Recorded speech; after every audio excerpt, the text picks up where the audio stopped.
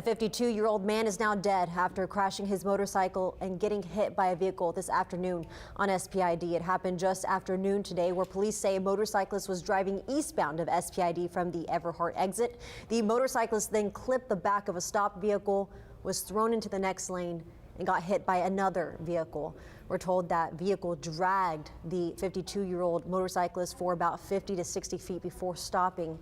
He died on scene. Police believe the motorcyclist was either weaving through traffic or was just following too close to the vehicle that he clipped.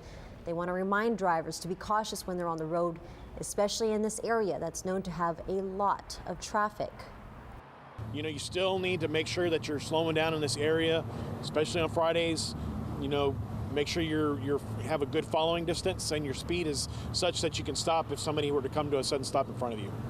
Traffic was backed up all the way to Old Brownsville Road during the crash, but cleared up within the hour. Police are still investigating this incident.